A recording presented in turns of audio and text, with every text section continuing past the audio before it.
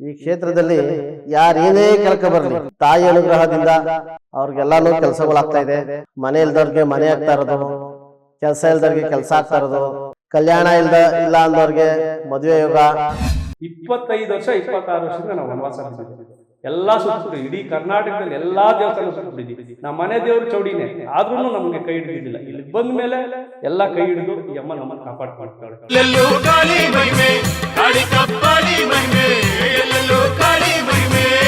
ವೀಕ್ಷಕರೇ, ಕರ್ನಾಟಕದಲ್ಲಿರುವ ಎಲ್ಲ ಪ್ರಸಿದ್ಧ ದೇವಸ್ಥಾನಗಳನ್ನು ನಿಮಗೆ ಪರಿಚಯ ಮಾಡಿಸುವುದೇ ನಮ್ಮ ಟಿವಿ ಕನ್ನಡ ವಾಹಿನಿಯ ಉದ್ದೇಶ. ಟಿವಿ ಕನ್ನಡ. ಈಗ ನಾವು ನಿಮಗೆ ಪರಿಚಯ ಮಾಡಿಸಲು ಹೊರಟಿರುವ ದೇವಸ್ಥಾನ ರಾಮನಗರ ಜಿಲ್ಲೆ ಮಾಗಡಿ ತಾಲೂಕು ಮಾಡಬಾಳು ಹೋಬಳಿ ಅರಳಕುಪ್ಪೆ ಗ್ರಾಮದಲ್ಲಿರುವ ಶ್ರೀ ಮಹಾಕಾಳಿ ಕಬ್ಬಾಳಮ್ಮ ದೇವಿ ಹಾಗೂ ಶ್ರೀ ಚೌಡೇಶ್ವರಿ ಅಮ್ಮನವರ ದೇವಸ್ಥಾನ.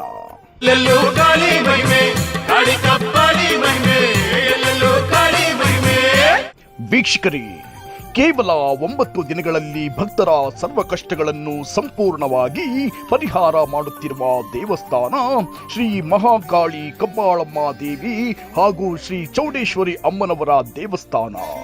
ಭಕ್ತರು ತಮ್ಮ ಕಷ್ಟಗಳನ್ನು ತಗಡು ಶೀಟಿನಲ್ಲಿ ಬರೆದು ಬೇವಿನ ಮರಕ್ಕೆ ಕಟ್ಟಿದರೆ ಸಾಕು, ಕೇವಲ 9 ದಿನಗಳಲ್ಲಿ ನೆರವೇರುತ್ತವೆ ಅನ್ನುವುದು ಇಲ್ಲಿನ ಭಕ್ತರ ನಂಬಿಕೆ. ಶ್ರೀ ಮಹಾಕಾಳಿ ಕಬ್ಬಾಳಮ್ಮ ದೇವಿ ಹಾಗೂ ಶ್ರೀ ಚೌಡೇಶ್ವರಿ ಅಮ್ಮನವರಿಗೆ ರಕ್ತ ಬಲಿಯನ್ನು ಕೊಟ್ಟರೆ ಸಾಕು, ಎಂಥದ್ದೇ ಕಠಿಣ ಸಮಸ್ಯೆಗಳು ಇದ್ದರೂ ಕೂಡ ಸಂಪೂರ್ಣವಾಗಿ ಪರಿಹಾರ ಆಗುತ್ತದೆ.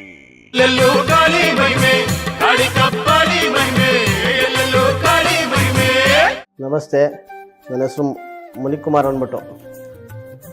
ಈ ಕ್ಷೇತ್ರದಲ್ಲಿ ಏನಪ್ಪ ಅಂದರೆ ಕಬ್ಬಾಳಮ್ಮ, ಚಿಕ್ಕಣ್ಣಸ್ವಾಮಿ, ಚೌಡೇಶ್ವರಿ ಮತ್ತು ಭೀಮೇಶ್ವರ ಅಂತ 4 ದೇವರು ಇರೋದು. ಈ ಕ್ಷೇತ್ರದಲ್ಲಿ ಯಾರೇನೇ ಕೆಲಸ ಬರಲಿ ತಾಯಿ ಅನುಗ್ರಹದಿಂದ ಅವ್ರಿಗೆಲ್ಲನೂ ಕೆಲಸಗಳಾಗ್ತಾ ಇದೆ. ಮತ್ತು ಮನೆ ಇಲ್ದವ್ರಿಗೆ ಮನೆ ಆಗ್ತಾ ಇರೋದು, ಕೆಲಸ ಇಲ್ದವ್ರಿಗೆ ಕೆಲಸ ಆಗ್ತಾ ಇರೋದು, ಆಮೇಲೆ ಕಲ್ಯಾಣ ಇಲ್ಲ ಅಂದವ್ರಿಗೆ ಮದುವೆ ಯೋಗ, ಆಮೇಲೆ ಜಮೀನು ವಿಚಾರದಲ್ಲಿ ಗಲಾಟೆ ಮಾಡಿಕೊಂಡು ಜಮೀನೇ ಕೊಡಲ್ಲ ಅಂತ ಗಲಾಟೆ ಮಾಡಿರೋರಿಗೆ ತಾಯಿ ಅನುಗ್ರಹದಿಂದ ಜಮೀನು ಸಿಕ್ಕಿರೋದು, ಆಮೇಲೆ ಕೆಲಸ ಸಿಕ್ಕಿಲ್ಲ ಅನ್ನೋರಿಗೆ ಕೆಲಸ ಸಿಕ್ಕಿರೋದು, ಗೌರ್ಮೆಂಟ್ ಕೆಲಸ ಸಿಕ್ಕಿರೋದು, ಮತ್ತು ಮಕ್ಕಳು ಸಂತಾನದೇ ನನಗಿಂಥದೇ ಮಗು ಬೇಕು ಅಂತ ವಾದ ಮಾಡಿರೋದೇ ಬೇಜಾನ್ ಜನ. ಗಂಡು ಮಗ ಬೇಕು ಅಂತಲೇ ಜಾಸ್ತಿ ಜನ ವಾದ ಮಾಡ್ತಾರೆ. ನಾನು ದೇವಿ ಹತ್ರ ಕೇಳ್ರಪ್ಪ, ದೇವಿ ಏನು ಹೇಳ್ತಾಳೆ ಆ ರೀತಿಯಲ್ಲಿ ನಿಂತ್ಕೊಂಡು ನೀವು ಬಗೆಹರಿಸ್ಕೊಂಡು ಹೋಗಿ ಅಂತ ಹೇಳ್ತೀವಿ ನಾವು. ಅಂಥವ್ರಿಗೆ ಮಕ್ಕಳು ಸಂತಾನ ಆಗಿರೋದು.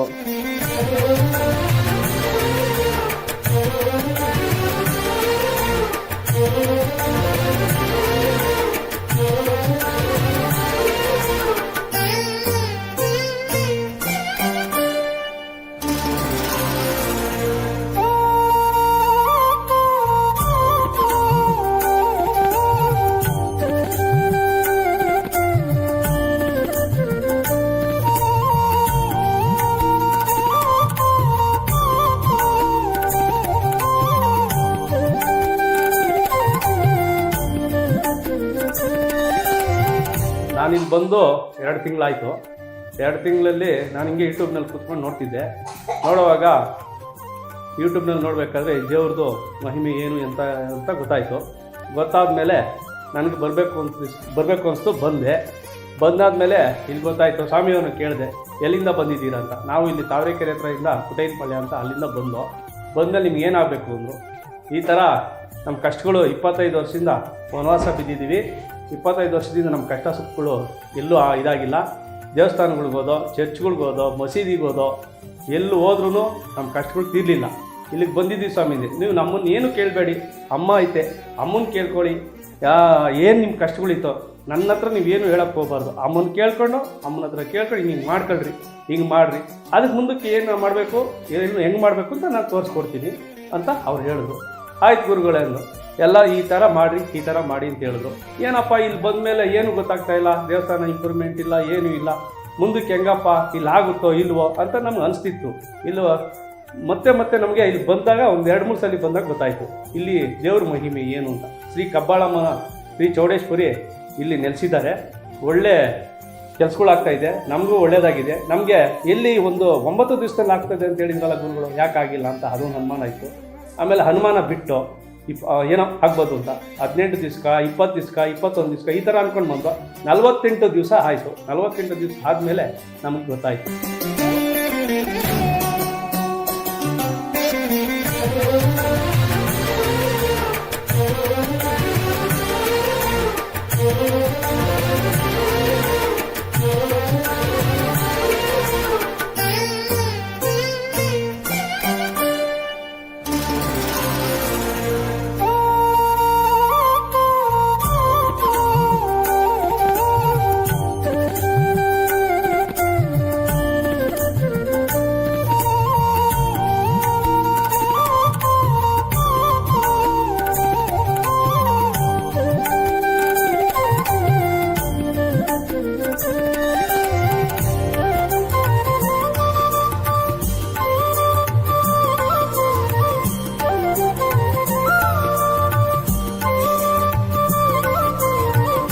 ಇಲ್ಲಿ ಏನಪ್ಪ ಅಂದರೆ ಮೊದಲು ಬಂದಿರೋರಿಗೆ 2 ಬಲಿ ತಗೋತಾರೆ. 2 ಕೋಳಿ ತಗೊಂಡು ಚೌಡಿ ಅಮ್ಮನ ಮುಂದೆ ನಿಂತ್ಕೊಂಡು ಇದನ್ನು ನೋಡವ್ವ ನಿನಗೆ ಅರ್ಪಿಸ್ತಾ ಇದ್ದೀವಿ, ನನ್ನ ಕೆಲಸ ಮಾಡಿಕೊಡು ಅಂತ ಕೇಳೋರು ಇದು ಪ್ರಥಮ ಸಲ ಯಾಕೆ ಬಲಿ ಕೇಳುತ್ತೆ ಅಂತಂದರೆ ಅವ್ರ ಕೆಲಸಗಳು ಏನೇನಿರ್ತಾವೋ ಗೊತ್ತಿಲ್ಲ.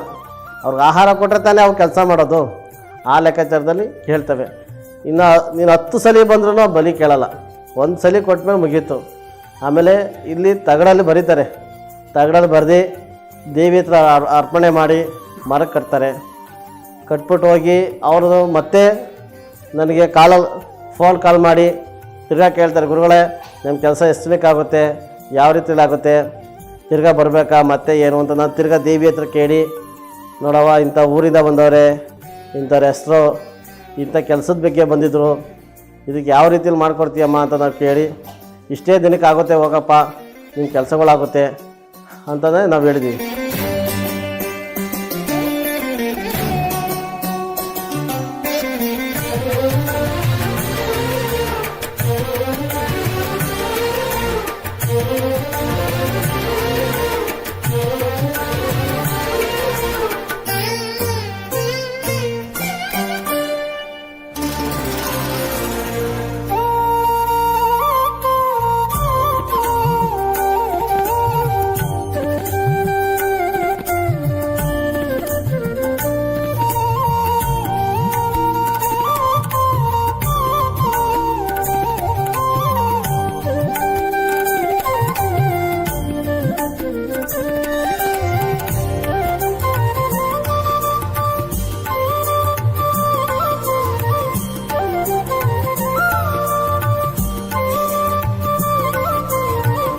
ಅಮ್ಮ ನಮ್ಮ ಮನೆಗೆ ಬರ್ತೀನಿ ಅಂತ ನಮ್ಮ ಮನೆಗೆ ಬಂದೋದ್ಮೇಲೆ ನಮ್ಗೆ ಯಾವ ದೇವರು ನಮ್ಮ ಕನಸಲ್ಲೂ ಬರ್ತಾ ಇರಲಿಲ್ಲ, ಮನಸ್ಸಲ್ಲೂ ನಮ್ಮ ಮನೇಲಿ ಕಾಣಿಸ್ಕೊಳ್ತಾ ಇರಲಿಲ್ಲ. 25 ವರ್ಷ 26 ವರ್ಷದಿಂದ ನಾವು ವನವಾಸ ಬಿದ್ದಿದ್ದು, ಎಲ್ಲ ಸುತ್ತಬಿಟ್ಟು ಇಡೀ ಕರ್ನಾಟಕದಲ್ಲಿ ಎಲ್ಲ ದೇವಸ್ಥಾನ ಸುತ್ತಬಿಟ್ಟಿದ್ವಿ. ನಮ್ಮ ಮನೆ ದೇವರು ಚೌಡಿನೇ, ಆದ್ರೂ ನಮಗೆ ಕೈ ಹಿಡಿದಿಲ್ಲ. ಇಲ್ಲಿ ಬಂದ ಮೇಲೆ ಎಲ್ಲ ಕೈ ಹಿಡಿದು ಈ ಅಮ್ಮ ನಮ್ಮನ್ನು ಕಾಪಾಡ್ಕೊಂಡು ಹೋಗ್ತಾವಳೆ. ಇವಾಗ ಮನಸ್ಸಲ್ಲೂ ಕಾಣಿಸ್ತಾವ್ರೆ ದೇವ್ರುಗಳು, ಈ ಅಮ್ಮನೂ ಕಾಣಿಸ್ತಾವಳೆ, ಚೌಡಮ್ಮನೂ ಕಾಣಿಸ್ತಾವಳೆ, ಕಬ್ಬಾಳಮ್ಮನೂ ಕಾಣಿಸ್ತಾವಳೆ, ಆಮೇಲೆ ಚಿಕ್ಕಣ್ಣಪ್ಪ, ಭೀಮೇಶ್ವರ ಎಲ್ಲ ಕಾಣಿಸ್ತಾವ್ರೆ. ಎಲ್ಲ ನಮ್ಗೆ ಒಳ್ಳೇದಾಗೈತೆ, ಇಲ್ಲಿವರೆಗೂ ಒಳ್ಳೇದು ಮಾಡ್ಕೊಂಡು ಹೋಗೈತೆ. ನಾವಿವಾಗ ನಮ್ಮ ರಾತ್ರಿ ಆದರೆ ಸಾಕು ನಮಗೆ ಕನಸಲ್ಲಿ ಕಾಣಿಸ್ಕೊಂತ ಇರ್ತಾರೆ ಅವರು. ನಮಗೆ ಎಲ್ಲಿ ಕಾಣಿಸಿಲ್ಲ, ಮೊದಲು ನಮ್ಮ ಮನೆಗಳಿಗೆ ದೇವ್ರುಗಳು ಬರ್ತಿರ್ಲಿಲ್ಲ, ಇಲ್ಲಿಗೆ ಬಂದಮೇಲೆ ದೇವ್ರುಗಳು ಚೆನ್ನಾಗಿ ಬರ್ತಾರೆ. ಸಮಸ್ಯೆಗಳು ಕೆಲವೊಂದು ಹೇಳ್ಕೊಳಕ್ಕಾಗಲ್ಲ, ಅಂಥ ಸಮಸ್ಯೆಗಳಾಗಿದ್ದೆ, ಅವು ಹೇಳ್ಕೊಳಕ್ಕೂ ಆಗ್ತಾಯಿಲ್ಲ ನಮ್ಮ ಕೈಯಲ್ಲಿ. ಆ ಥರ ಇದು ಏನು ಚೌಡಿ ಅಂತಾರಲ್ಲ, ಈ ಚೌಡಿ ಅನ್ನೋದು ನಮಗೆ ಹೇಳ್ಕೊಳಕ್ಕಾಗ್ತಾಯಿಲ್ಲ. ಯಾಕೆಂದ್ರೆ ಇದು ಗಂಡಸರ ಥರ ಕಾಣಿಸ್ಕೊಳ್ಳೋದು, ಹೆಂಗಸರಿಗೆ ನಮಗೆ ಒಂಥರ ಹೆಂಗಸರ ಥರ ಕಾಣಿಸ್ಕೊಳ್ಳೋದು, ಇದೆಲ್ಲ ಸಮಸ್ಯೆಗಳು ಜಾಸ್ತಿ ಇದ್ದು. ಈ ಸಮಸ್ಯೆಗಳು ಇದ್ದಾಗ ಮಕ್ಕಳಿಗೂ ತೊಂದರೆ ಆಗ್ತಾಯಿತ್ತು. ಬೆಳಿಗ್ಗೆ ರಾತ್ರಿ ಮಲಗಿದ್ರೆ ಬೆಳಿಗ್ಗೆ ಯಾವಾಗ ಒತ್ತುಟ್ಟುತ್ತೋ ಅನ್ನೋ ಥರ ಹೋಗ್ತಿತ್ತು ನಮಗೆ. ಆ ಥರ ಕಷ್ಟಗಳು, ಆ ಸಮಸ್ಯೆಗಳೆಲ್ಲ ಹೇಳ್ಕೋಬಾರ್ದು, ಆ ಥರ ಸಮಸ್ಯೆಗಳು ಅನುಭವಿಸ್ಬಿಟ್ಟಿದ್ವಿ. ಇಲ್ಲಿ ಬಂದ ಮೇಲೆ ಆ ಥರ ಸಮಸ್ಯೆಗಳೆಲ್ಲ ಕಮ್ಮಿ ಆಗ್ತಾ ಬಂದಿದೆ ನಮಗೆ. ಇವಾಗೆಲ್ಲ ದೇವರು ಆ ಅಮ್ಮ ಕಬ್ಬಾಳಮ್ಮ ನಮಗೆ ಚೆನ್ನಾಗಿ ಮಾಡಿಕೊಟ್ಟಿದ್ದಾರೆ, ಸುಳ್ಳು ಹೇಳ್ಬಾರ್ದು, ಅಂಥ ಕೆಲಸಗಳು ಇಲ್ಲಾಗಿದೆ. ಅಮ್ಮನ ಪವರ್ ಬಗ್ಗೆ ಹೇಳೋಕ್ಕೆ ಆಗಲ್ಲ, ಅಷ್ಟು ಪವರ್ ಆಗೈತೆ ಆ ಅಮ್ಮ ಮನಸ್ಸಲ್ಲೂ ಹೇಳೋಕ್ಕಾಗಲ್ಲ, ಅಷ್ಟು ಪವರ್ ಐತೆ. ನಾವು ಕಬ್ಬಾಳಮ್ಮನ ಕೈ ಮುಗ್ದವ್ರು, ಇಲ್ಲಿ ಬಂದಮೇಲೆ ನಾವು ಕಬ್ಬಾಳಮ್ಮನ ಕೈ ಮುಗ್ದಿದ್ದು. ಕಬ್ಬಾಳಮ್ಮನ ದೇವ್ರಿಗೆ ನಾವು ದೇವಸ್ಥಾನಕ್ಕೆ ಹೋಗಿರ್ಲಿಲ್ಲ, ನಾವು ಇಲ್ಲಿ ಬಂದಮೇಲೆ ನಾವು ಕಬ್ಬಾಳಮ್ಮನ ಪವರ್ ಏನು ಅಂತ ಗೊತ್ತಾಗಿದ್ದು ನಮಗೆ ಇಲ್ಲೇ. ಇಲ್ಲಿ ಬಂದಮೇಲೆ ಆ ಚೌಡಿ ಕಾಳಿ ಅಂತಾರೆ, ಒಳ್ಳೆ ಶಕ್ತಿ ಇದೆ ಇಲ್ಲಿ ಬಂದಮೇಲೆ. ಕೆಲವು ಜಾಗದಲ್ಲಿ ನಾನು ಹೋಗಿದ್ದೀನಲ್ವಾ, ಅವ್ರ ಅಲಂಕಾರ ನೋಡ್ಬಿಟ್ಟು ನಾವು ಏನಪ್ಪ ಇಷ್ಟೆಲ್ಲ ಅಲಂಕಾರ ಮಾಡ್ತಾರೆ, ಇಲ್ಲಿ ಒಳ್ಳೊಳ್ಳೆ ಕೆಲಸಗಳು ಆಗ್ತದೆ ಅಂತ ನಾವು ಅಂದ್ಕೊಂಡಿದ್ದು. ಅಲಂಕಾರ ಮುಖ್ಯ ಅಲ್ಲ ಅಂತ ಇಲ್ಲಿ ಗೊತ್ತಾಯ್ತು ನಮ್ಗೆ ಏನು ಗೊತ್ತಾಯ್ತು, ಇಲ್ಲಿ ದೇವರು ಶಕ್ತಿ, ಇಲ್ಲಿ ಶಕ್ತಿ ಇದೆ, ಈ ಜಾಗದ ಮಹಿಮೆ ಹಂಗಿದೆ, ಈ ಜಾಗ ಆಗಿದೆ. ಇಲ್ಲಿ ಬಂದ ಮೇಲೆ ನಮಗೆ ತುಂಬ ಚೆನ್ನಾಗಾಗಿದೆ.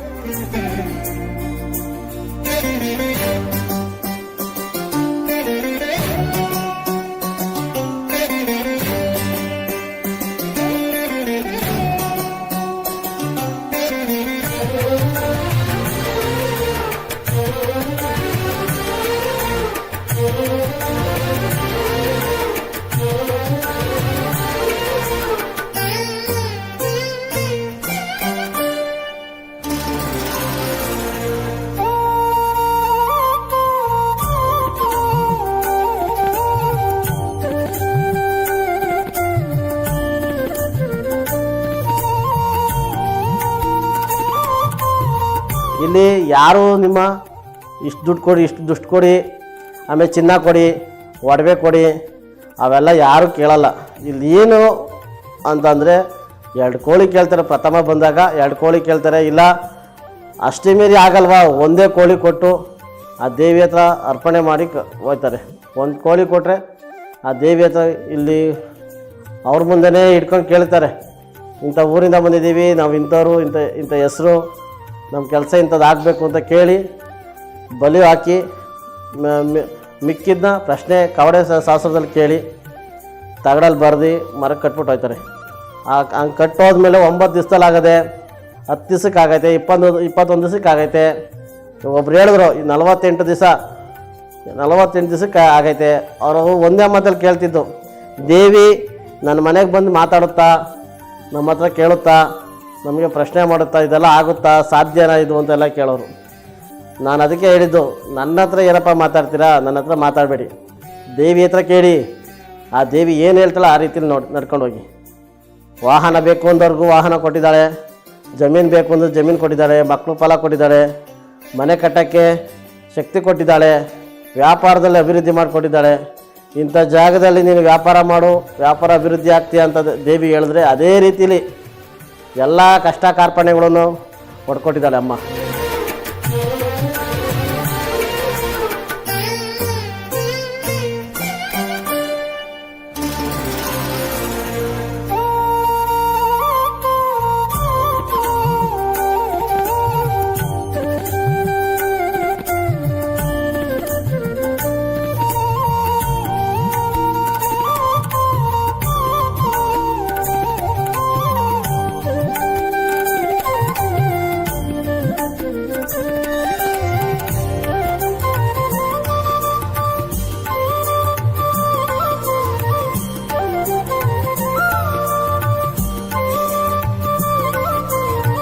ಬರೋಂಥ ಭಕ್ತರಿಗೆ ಹೇಳ್ತೀನಿ, ಹತ್ರ ನೋಡಿ, ನಿಧಾನವೇ ದಾನ.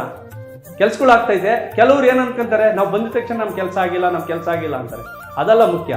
ನಂಬಬೇಕು, ಈ ದೇವ್ರು ನಂಬಿದ್ರೆ ಸತತವಾಗಿ ಸ್ವಲ್ಪ ಚೇತರಿಕೆ ಆಗುತ್ತೆ, ಅವ್ರಿಗೆಲ್ಲ ಒಳ್ಳೇದಾಗುತ್ತೆ. ಸ್ವಲ್ಪ ಕಾಯ್ಬೇಕು. ನಾನು ಅಂದ್ಕೊಂಡೆ, ನನಗೆ ಅಪ್ಪ 9 ದಿವಸದಲ್ಲಿ ಆಗ್ತೈತೆ ಅಂತ ಹೇಳಿದಲ್ಲಪ್ಪ, ಅಮ್ಮ ಯಾಕಮ್ಮ 9 ದಿವಸದಲ್ಲಿ ಆಗಿಲ್ಲ, 9 ದಿವಸದಲ್ಲಿ ನೀನು ಯಾಕೆ ಮಾಡಿಕೊಟ್ಟಿಲ್ಲ ಅಂತ ನಾನು ಕೇಳಿದ್ದುಂಟು ಅಲ್ಲಿ. ಆದರೆ ಏನಾಯಿತು, ನಮಗೆ ತಾಳ್ಮೆಯಿಂದ ಆಮೇಲೆ ಅಂದ್ಕೊಂಡೆ, ಸ್ವಲ್ಪ 48 ದಿನವರೆಗೂ ನಮಗೆ ಕಾಣಿಸ್ಕೊಂಡಿದೆ. 48 ದಿನ ಆದಮೇಲೆ ಇವಾಗ ಇನ್ನೂ ಜಾಸ್ತಿ ಕಾಣಿಸ್ಕೊತಾ ಇದೆ.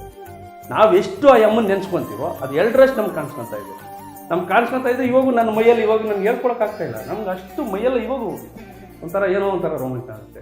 ಇವಾಗ ನಾನು ಕಳ್ಕೊಂಡಿದ್ದೀನಿ. ನಾನು ಬೇರೆಯವ್ರ ಕತೆ ಬೇಡ. ನಾನು 25 ಲಕ್ಷ ಕಳ್ಕೊಂಡಿದ್ದೀನಿ, 26 ಲಕ್ಷ ಕಳ್ಕೊಂಡಿದ್ದೀನಿ. ನನಗೆ ಬೇಡ ಈ ಜೀವನ ಅನಿಸ್ಬಿಟ್ಟಿತ್ತು. ನಾನು ಇರಲೇ ಬೇಡ್ದು ಅಂದ್ಕೊಂಡಿದ್ದೆ. ಯಾಕಪ್ಪ ಇದ್ದೀನಿ ಅಂದ್ಕೊಂಡಿದ್ದೆ. ಲಾಸ್ಟ್ ಇದೇ ಕೊನೆ, ಇದೇ ಫಸ್ಟು, ನನಗಿದೇ ಲಾಸ್ಟು. ನಾನು ಅಂದ್ಕೊಂಡೆ ಇಲ್ಲಿಗೆ ಬಂದಿದ್ದು. ನಮ್ಮ ಮನೆಯಲ್ಲಿ ಕೂತ್ಕೊಂಡು ಒಂದು ದಿವಸ ನಾನು ಕೂತ್ಕೊಂಡಿದ್ದಾಗ ನಾನು ಇದು ಹೋಗಿ ಬಂದ್ಬಿಡೋಣ ಈ ದೇವಸ್ಥಾನಕ್ಕೆ, ಎಲ್ಲೂ ಹೋಗೋದು ಬೇಡ ಅಂತ ಡಿಸೈಡ್ ಮಾಡಿದ್ದೆ. ಈ ದೇವರು ಕೈ ಹಿಡಿದ್ರೆ ಹಿಡೀಲಿ, ಬಿಟ್ಟರೆ ಬಿಡಲಿ, ಇಲ್ಲಿಗೆ ಲಾಸ್ಟು, ಇನ್ನು ನನ್ನ ಕೈಯಲ್ಲಿ ಆಗಲ್ಲ ಅಂದ್ಕೊಂಡು ಬಂದೆ. ಈ ಅಮ್ಮ ನನ್ನ ಕೈ ಹಿಡಿದು ಇಲ್ಲಿ ನಮ್ಮ ದೇವ್ರುಗಳು ಇಲ್ಲಿ ಕಾಣಿಸ್ಕೊಂಡು, ಈ ದೇವ್ರುಗಳು ಕಾಣಿಸ್ಕೊಂಡ್ಮೇಲೆ ನಮಗೆಲ್ಲ ಕೈ ಹಿಡ್ಕೊಂಡು ಬಂತು. 48 ದಿವಸದಲ್ಲಿ ನನ್ನ ಕೆಲಸಗಳು 90% ಕ್ಲಿಯರ್ ಆಗ್ಬಿಟ್ಟಿದೆ. ಇನ್ನು 10% ಕ್ಲಿಯರ್ ಆಗ್ತೈತೆ. ನನಗೆ ಡೈಲಿ ಕಾಣಿಸ್ಕೊತಾ ಇದೆ. ನನ್ನ ಮನಸ್ಸಲ್ಲಿರೋದು ಹೇಳ್ತೀನಿ, 10% ಅದು ಕ್ಲಿಯರ್ ಮಾಡ್ಕೊಡ್ತೈತೆ. ಮಾಡ್ಕೋಬೋದು. ಬರ್ತಾಯಿದ್ದೀನಿ, ಇವಾಗೂ ಬರ್ತಾಯಿದ್ದೀನಿ. ನನಗೆ ಯಾವಾಗ ಮನೆ ಹತ್ರನೇ ಜ್ಞಾನ ಇಲ್ಲ. ನನಗೆ ಯಾವಾಗ ಇಲ್ಲಿ ಬರಬೇಕು. 3 ದಿವ್ಸಕ್ಕೊಂದ್ಸಲಿ ಬರ್ತೀನಿ. ನನಗೆ ಎಷ್ಟೇ ಕೆಲಸ ಇರಲಿ 3 ದಿವ್ಸಕ್ಕೊಂದ್ಸಲಿ ಬಂದು ಆ ಅಮ್ಮನಿಗೆ ಅವ್ರಿಗೆಲ್ಲ ಪೂಜೆ ಮಾಡ್ತೀನಿ. ಇಲ್ಲ ಅಂದ್ರೂ ಇವ್ರು ಸೇವೆ ಮಾಡ್ಬಿಟ್ಟಾದ್ರೂ ಹೋಗ್ತೀನಿ.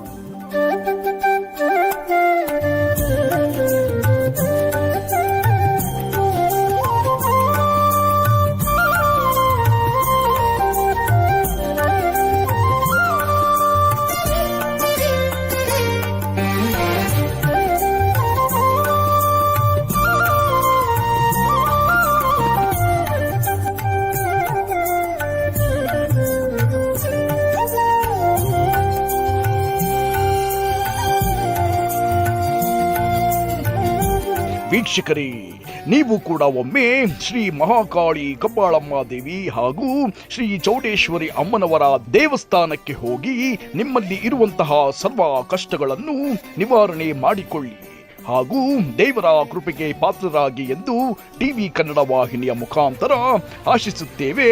ಧನ್ಯವಾದಗಳು.